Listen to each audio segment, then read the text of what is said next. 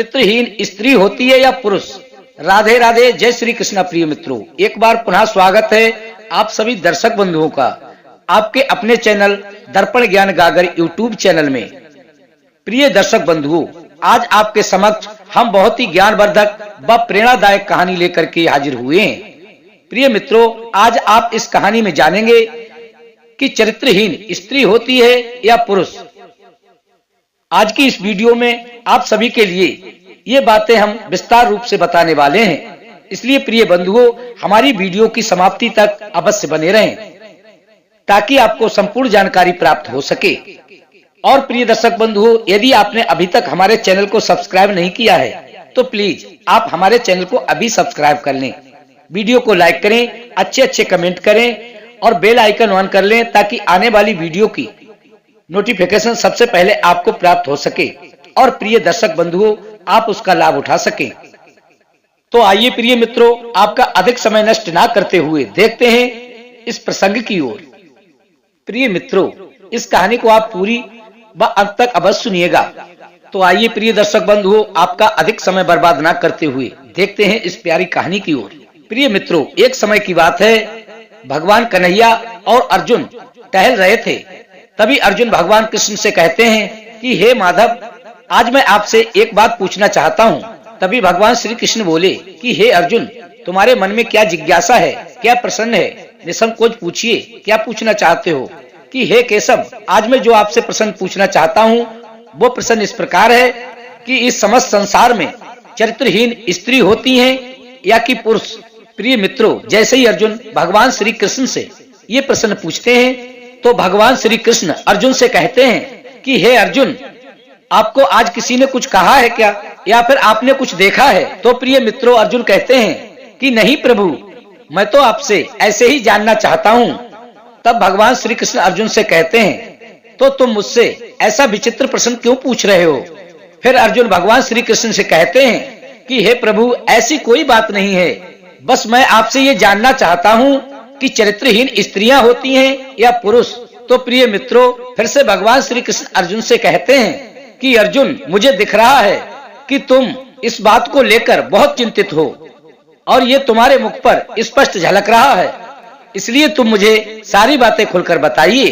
तो प्रिय मित्रों, अर्जुन भगवान श्री कृष्ण से कहते हैं कि हे प्रभु, एक स्त्री है और वो स्त्री अपने घर में अकेली रहती है और उस स्त्री के घर में यदि कोई भी पुरुष दिन या रात में जाता है तो लोग उसे चरित्रहीन ही समझते हैं और उसे बुरा भला कहते हैं। इसलिए प्रभु, मैं आपसे ये पूछना चाहता हूँ कि आखिर इस संसार में चरित्रहीन कौन होता है, स्त्री या फिर पुरुष?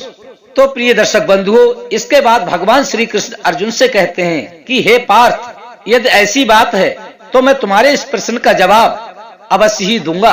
अर्जुन, आज मैं आपके लिए एक कहानी सुनाता हूँ और इस कहानी के माध्यम से आपको अपने प्रश्न का उत्तर अवश्य ही प्राप्त होगा। और अब प्रिय दर्शक बंधुओं, एक कहानी के माध्यम से भगवान श्री कृष्ण अर्जुन को ये बताते हैं कि आखिर इस संसार में चरित्रहीन कौन होता है। प्रिय मित्रों, तभी भगवान कृष्ण कहते हैं कि हे अर्जुन, एक समय की बात है, एक वन में एक साधु रहा करते थे। वे साधु बहुत ही ज्ञानी व विद्वान थे।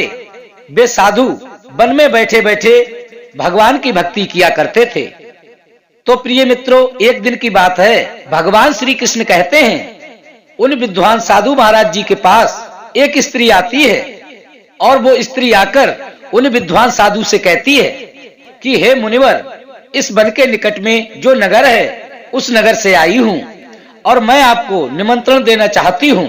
प्रिय मित्रों, तभी वह स्त्री कहती है कि हे विद्वान संत जी, मैं अपने घर पर 7 साधुओं को भोजन कराना चाहती हूँ और इसी कारण से मैं आपको निमंत्रण देने आई हूँ और मैं आपसे ये कहने के लिए आई हूँ कि आप मेरे घर पर भोजन करने अवश्य पधारें।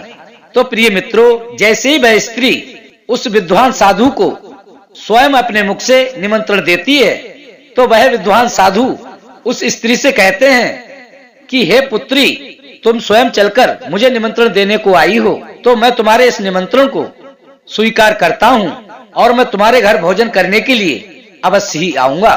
प्रिय मित्रों, उसके बाद में ये कहकर और निमंत्रण देकर वह स्त्री अपने नगर की ओर वापस लौट जाती है। और उसके बाद में जैसे ही संध्या काल का समय होता है और वो विद्वान साधु उस स्त्री के दिए हुए निमंत्रण के अनुसार, और जैसे ही वो विद्वान साधु उस स्त्री के घर की ओर चलने लगते हैं तो रास्ते में उन्हें कुछ लोग मिलते हैं और वो लोग उन विद्वान संत से पूछने लगते हैं कि हे महाराज, आज आप कहाँ जा रहे हो? तो वह विद्वान संत उस स्त्री का नाम बताता है कि हम उसके यहाँ निमंत्रण खाने के लिए जा रहे हैं। प्रिय दर्शक बंधुओं, जैसे ही वो विद्वान साधु उस स्त्री का नाम लेते हैं और कहते हैं कि मैं उस स्त्री के घर भोजन करने के लिए जा रहा हूँ, उन्होंने मुझे अपने घर भोजन पर बुलाया है, तो प्रिय दर्शक बंधुओं, वो लोग उस साधु से कहते हैं कि हे महाराज जी, वो स्त्री तो चरित्रहीन है और उस स्त्री के घर जो भी जाता है वह चरित्रहीन ही कहलाता है। प्रिय मित्रों, इसके बाद में वो साधु महाराज उन लोगों की बात पर ध्यान नहीं देते हैं और अपने मार्ग पर आगे चलने लगते हैं। और जैसे ही वे कुछ कदम आगे बढ़ते हैं और लोग मिलते हैं, वे भी उन साधु महाराज से इसी बात का जिक्र करते हैं और कहते हैं कि हे संत जी, आप कहाँ जा रहे हो?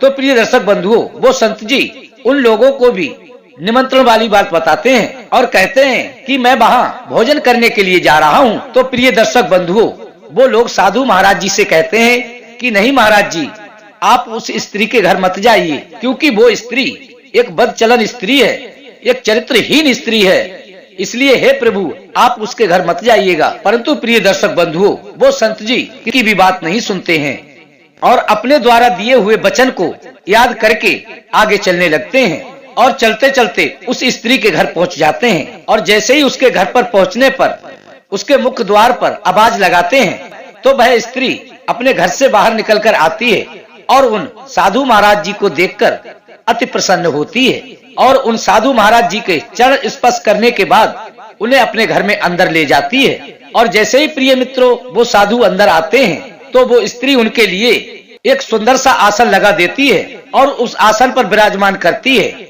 इसके बाद प्रिय बंधुओं, वह सुंदर पकवानों की एक थाली लगाती है और उस आसन के ठीक सामने रख देती है और फिर उन विद्वान संत से भोजन करने का आग्रह करती है और कहती है कि हे मुनिवर, आप इस भोजन को ग्रहण कीजिए। प्रिय दर्शक बंधु, जैसे ही वो विद्वान साधु उस स्त्री के द्वारा बनाए गए भोजन को ग्रहण करने के लिए उस आसन पर बैठते हैं और उस थाली में से एक निवाला तोड़कर अपने मुख में डालने वाले ही होते हैं। इतने में उन मुनिवर के पीछे पीछे उस गांव का मुखिया और गांव के कुछ लोग आ जाते हैं। जैसे ही वो सब लोग आते हैं तो आकर उन संत जी को आसन पर बैठा हुआ देखकर वो मुखिया और गांव के सभी लोग उस विद्वान संत से कहते हैं कि हे संत जी, क्या आप मूर्ख हो? आपको इस बात का ज्ञान नहीं है कि ये स्त्री चरित्रहीन स्त्री है और इस स्त्री के घर जो भी व्यक्ति आता है वह चरित्रहीन ही होता है। प्रिय दर्शक बंधुओं, उस गांव के मुखिया के मुख से ऐसी बात सुनने के बाद वो संत जी अपने आसन को छोड़ करके खड़े हो जाते हैं और खड़े होकर उस मुखिया की बातों को सुनने लगते हैं और उस मुखिया के मुख से कही हुई किसी भी कड़वी बात पर क्रोध नहीं करते हैं। प्रिय दर्शक बंधुओं, इसीलिए कहा जाता है कि जो सच्चा साधु होता है उसके मन में वासना और क्रोध कभी भी नहीं होता।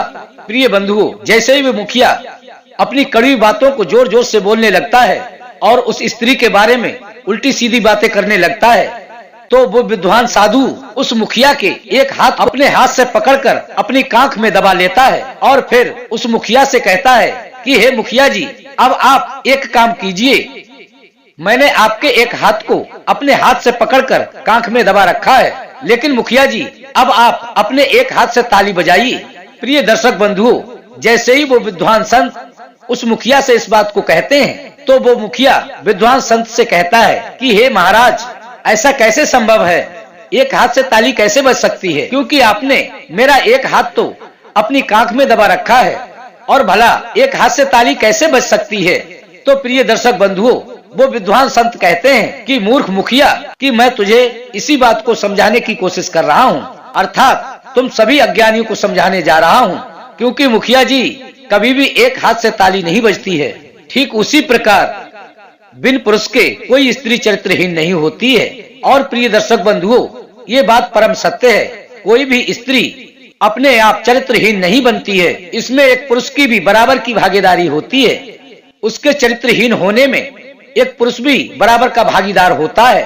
और देखा जाए तो एक पुरुष ही चरित्रहीन होता है, क्योंकि स्त्री और पुरुष दोनों की सहमति के बिना कोई भी संबंध नहीं बनता है। जबकि देखा जाए तो पुरुष के मुकाबले स्त्री की काम वासना अधिक होती है, लेकिन फिर भी स्त्री अपने धर्म और कर्म पर चलते हुए अपनी वासना पर काबू करते हुए उसे छुपा लेती है और अपनी काम वासना को उजागर नहीं होने देती है। और जो पुरुष होते हैं वो अपनी वासना को काबू नहीं कर पाते हैं, जिसके चलते किसी स्त्री की सहमति के बिना वो उससे संबंध बनाने की जबरदस्ती कोशिश करते हैं। और इसीलिए देखा जाए तो चरित्रहीन स्त्री नहीं बल्कि पुरुष ही होता है।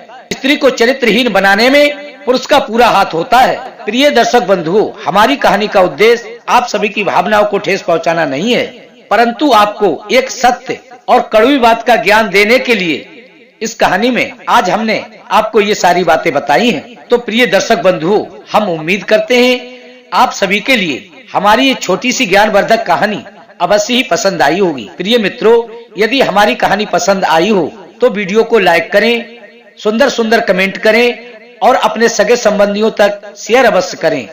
और प्रिय मित्रों, यदि आपने अभी तक हमारे चैनल को सब्सक्राइब नहीं किया है तो प्लीज आप हमारे चैनल को सब्सक्राइब अवश्य कर लें, क्योंकि प्रिय मित्रों, आपका एक सब्सक्राइब हमारे लिए बहुत ही महत्वपूर्ण है। इसी के साथ प्रिय दर्शक बंधुओं, राधे राधे, जय श्री कृष्ण।